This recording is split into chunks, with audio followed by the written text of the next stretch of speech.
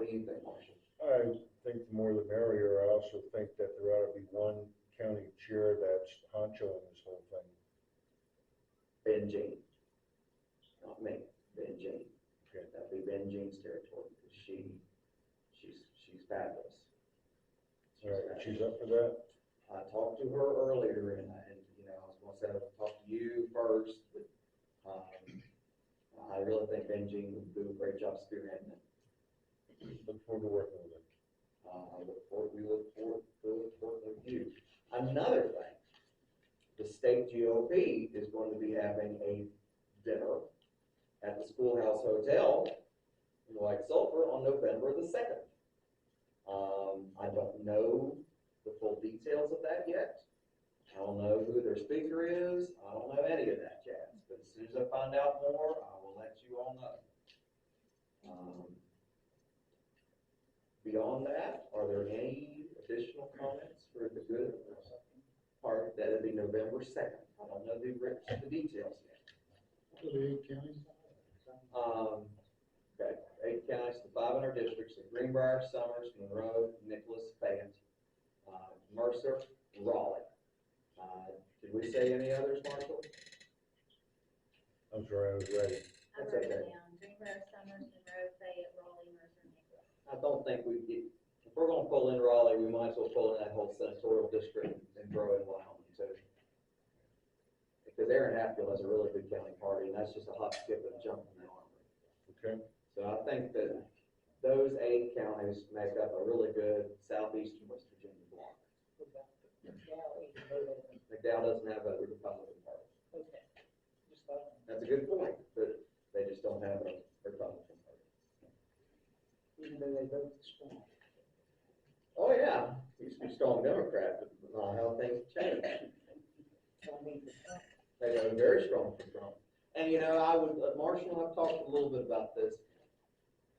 Getting a congressional debate, getting a governor debate, it's impossible. Not governor, I mean Senate debate, U.S. Senate debate. It's impossible. It's not going to happen. We might as well just resign ourselves to that fact that the only potential of a real debate to happen in this state would be a gubernatorial debate. I'd like to have it broadcast. I'd like to bring in Metro News to cover it live with possibly the idea of asking Bobby Kirchhoff to moderate. And live stream. And live stream, yes.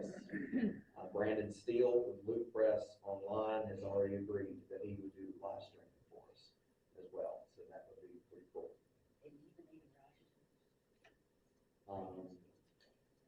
Before we go, we got a little bit of time. Vince, do you have any updates for the party or anything going on that you want to share? Just really briefly, just kind of give you an update on the special session that we had. You know, I think most of you are aware that we dealt with, I actually dealt with a number of bills. I think it amounted to about 49 bills and 48 hours, and we ended up passing 36 pieces of legislation. And a big part of that, though, is this.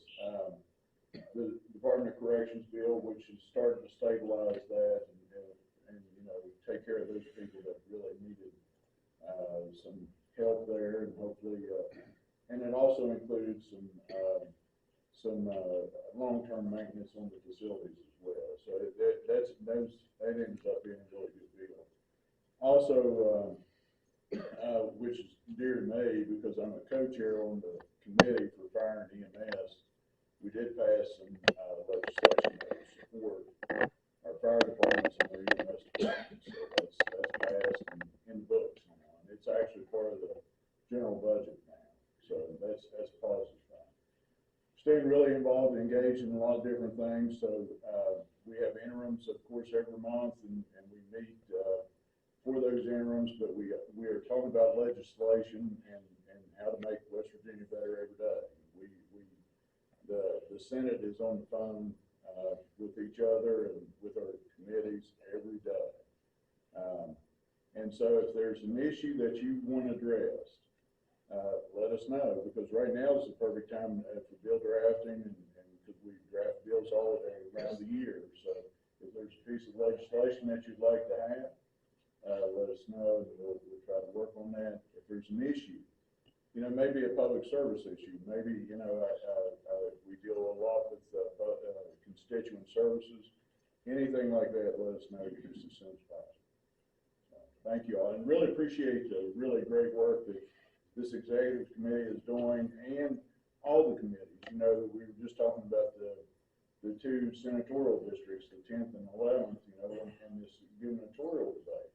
We are fortunate in all the offices, in public works and in the executive branch.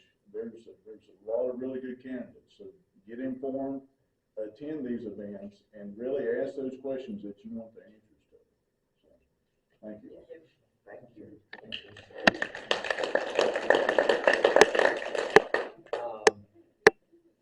Blaine Phillips, as some of us know, had been battling illness the past month. And Blaine, we're just really glad to see you. Any updates about the commission? Any updates about the commission? Briefly, coming to a couple of big news things. We now have the sheriff's tax department, county clerk, and the assessor at home in the new annex building. Still have some issues to be resolved, punch list items, but we're meeting them. Now we're getting ready to enter into phase 2, which is starting the remodeling on the existing courthouse building, which of course it will house all the judicial. We'll be moving the magistrate court in there, family court, the sheriff's police department in there. Right now they're doing work on the elevator, which will be for the inmates coming in, going straight up to the courthouse, instead of being out in on the street for the general public, which will be a better safety concern. But for about the next 8 months, it's going to be fun going through the transition of the remodeling. On another note, as everyone's aware, Mike Honecker had resigned as the Homeland Security 911 director. We had some very good candidates. It wasn't a quick decision because we did have some good candidates, but I feel like we have probably the best candidate, Don Havens. I don't know if anybody's had a chance to meet him. He used to be in this area. He was affiliated with the Greenbrier years ago. He's a retired state trooper. He's been in Beckley area, affiliated with the hospital. He knows a lot of people. He's been around this type of work. He understands it, and I'm amazed. We had a report from him Tuesday after the regular commission meeting, and the things that he's addressed, I mean, it's been great. So 911 is the heartbeat of the county, whether people realize it or not, because that's how we get our first alert. I mean, for fire, police, ambulance, I mean, if we have an emergency, but I mean, I'm very pleased with that. Those are the two main big issues. Can't think of anything else at the moment, but we're doing a lot. Thank you all. Thank you.